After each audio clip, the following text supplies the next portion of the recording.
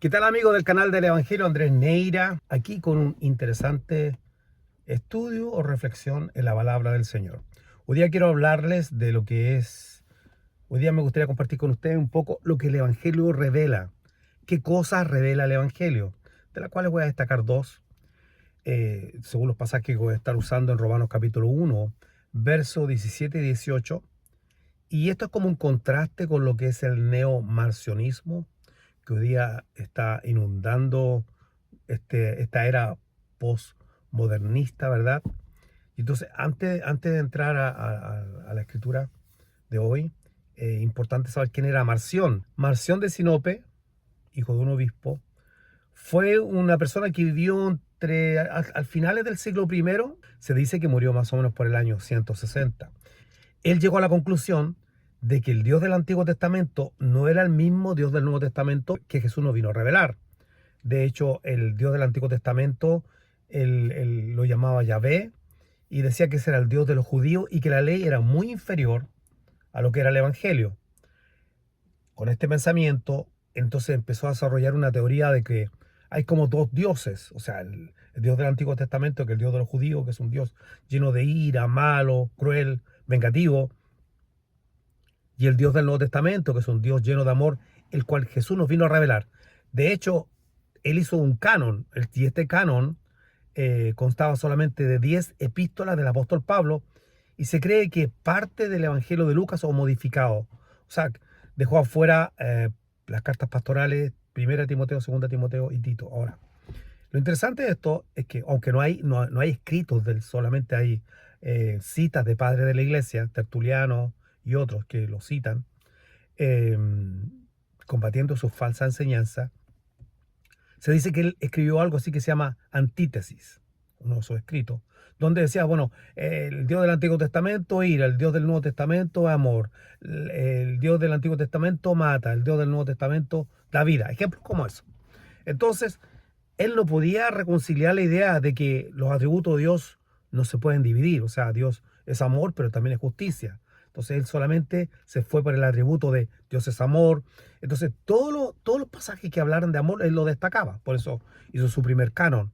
Por así decirlo, él se convirtió en un editor de la Biblia. O sea, yo pongo lo que realmente me gusta de Dios. O sea, solamente me gusta hablar del amor de Dios, solamente me gusta hablar de la bondad de Dios, y excluyo todo lo que es la justicia de Dios, la ira de Dios, que son cosas que son, o sea, Dios tú no lo puedes dividir.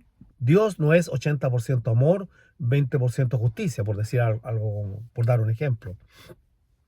Entonces, ahora, si nosotros analizamos un poco lo que Marción creía y si lo comparamos con la iglesia actualmente, nos vamos a dar cuenta que hay esta corriente de solamente querer destacar las bondades de Dios y Dios es amor, y entonces que vamos a hablar solamente de ciertos aspectos del Evangelio y no de todo el consejo de la palabra de Dios.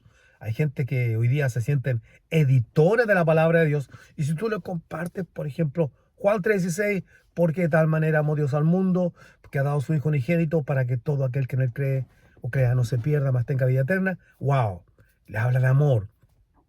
Si tú le lees el verso 36 del mismo capítulo, mal que no ha creído en el Hijo de Dios, la ira de Dios está sobre él, no, lo rechazan, no les gusta hablar de eso, se sienten incómodos, no se sienten que como que no es el papá que ellos creen, no es el Dios que ellos creen. ¿Entiendes? Entonces, por eso que es bien importante que tú reconozcas que hoy día hay una corriente neomarcionista que ha invadido los púlpitos, la iglesia, lleno de pensamientos seculares, razonamiento humano, de lo que pensamos que es justo que Dios haga y es justo que destaquemos.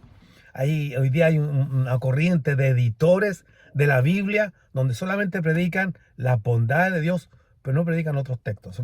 Yo dije que iba a hablar de algunas cosas que revela el Evangelio.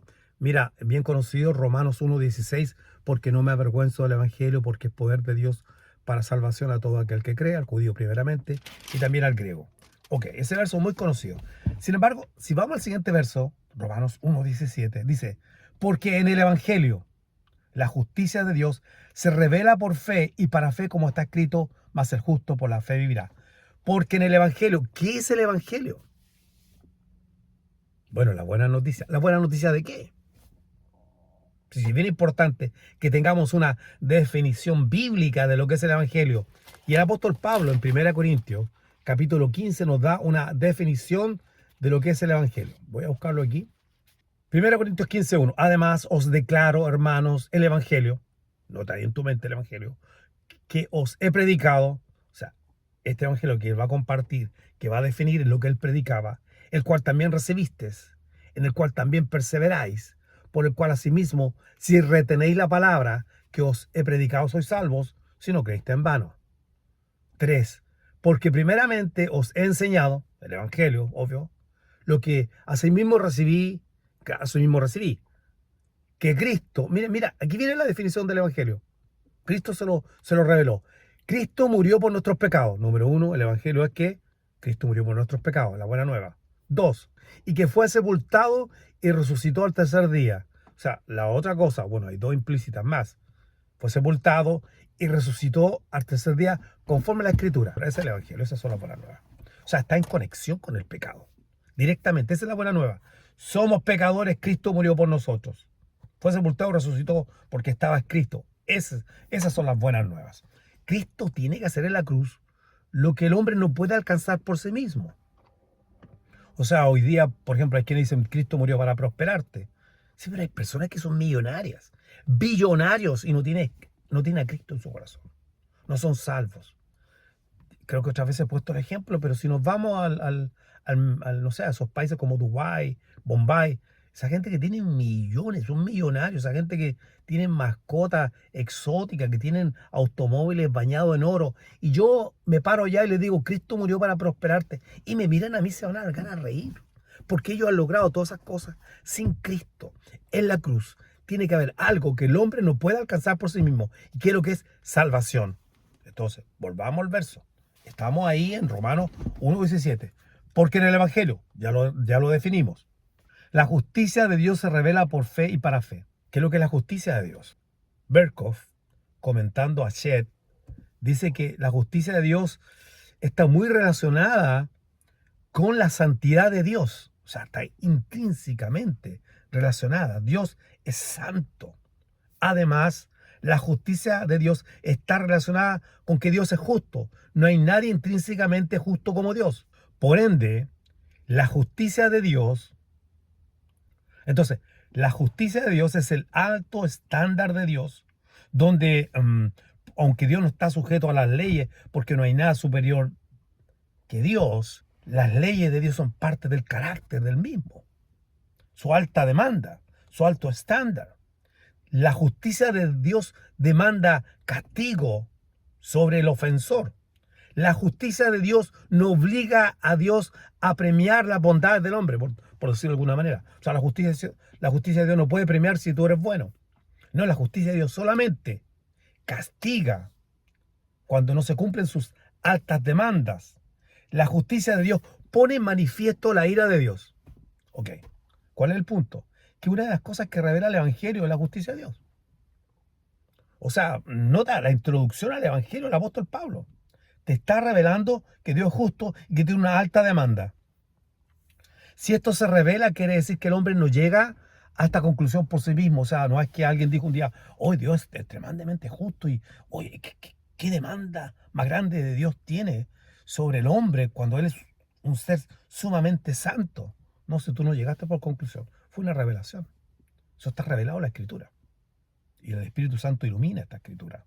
Ilumina la justicia de Dios. Entonces, cuando una persona realmente se convierte o nace de nuevo, una de las primeras cosas que entiende es que él merecía morir. O sea, uno dice, wow, Dios me ha tenido tremenda misericordia, porque yo merecía morir en aquella cruz. O sea, te viene, no sé, como una conciencia de cuán santo es Dios. Y te mira a ti mismo y dice, wow, yo no merezco esto. Una escritura, 2 Corintios, capítulo 5, verso 21. Al que no conoció pecado, Jesús, por nosotros lo hizo pecado, para que nosotros fuésemos hechos no la justicia. La Reina Valera yo creo que traduce bien. No dice la justicia, dice justicia de Dios. Porque nosotros no hemos sido hechos la justicia. Nosotros hemos sido justificados. ¿Y qué quiere decir eso? Declarados sin culpa. Se nos ha imputado Fíjate, esta es una imputación. La justicia de Dios se nos ha imputado, pero nosotros no hemos sido hechos justos.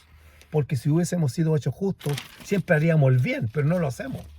Porque todavía tenemos la presencia del pecado morando en nosotros. Entonces, vamos a buscar ahí, 2 Corintios 5:21.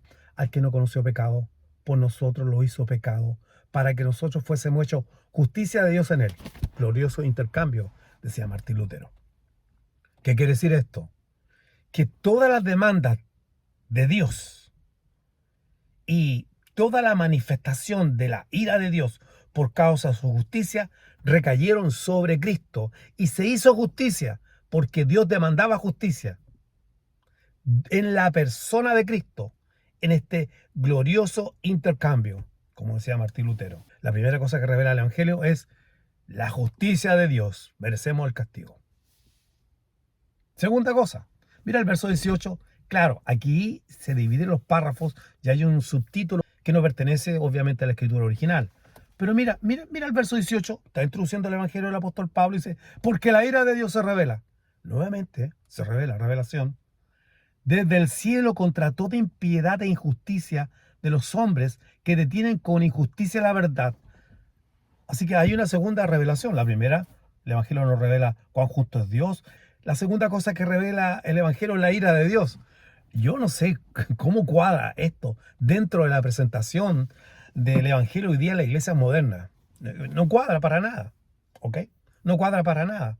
De hecho, mira, el Evangelio, según Romanos, capítulo 2:16, también tiene un juicio escatológico futuro. Mira, dice, en el día en que Dios juzgará por Jesucristo los secretos de los hombres conforme a mi evangelio. El evangelio no solamente revela la justicia, el evangelio no solamente pone en manifestación la ira de Dios, el evangelio también un día juzgará los secretos de los hombres.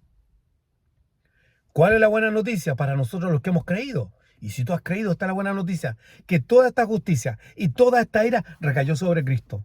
Y ahora justificados pues por la fe, tenemos paz para con Dios por medio de nuestro Señor Jesucristo. Romanos 5:1. Qué bello, ¿verdad? Wow, esto te hace tomar conciencia del regalo tan grande de la salvación que Dios ha puesto en tu vida. Así que, ojo y pilas, cuando se está presentando el Evangelio, se tienen que presentar todos los atributos de Dios. Se tiene que presentar todo el consejo de Dios en su contexto, ¿ok? En su contexto. Yo sé que hay otro extremo, además del neomarcionismo, que alguien le ha llamado el neopuritanismo, y es que obviamente se ha tomado al extremo las doctrinas de la soberanía de Dios y también tienen iglesias agotadas con eso del arrepentimiento y arrepentimiento y arrepentimiento. Y hay lugar para el arrepentimiento y hay lugar para el arrepentimiento a veces congregacional, pero no podemos hacer del día domingo una fiesta triste, un piripari. Por eso pilas hoy día. No solamente hay que tener ojo con el neomarcionismo, que solamente está predicando los atributos del amor de Dios y no todo el consejo de la palabra del Señor, sino también con el neopuritarismo, que lo único que está haciendo es que los creyentes vivan vidas miserables, no disfrutando de la paz que viene por haber sido justificados por medio de la fe, y todo esto por causa de nuestro Señor Jesucristo. Bendiciones.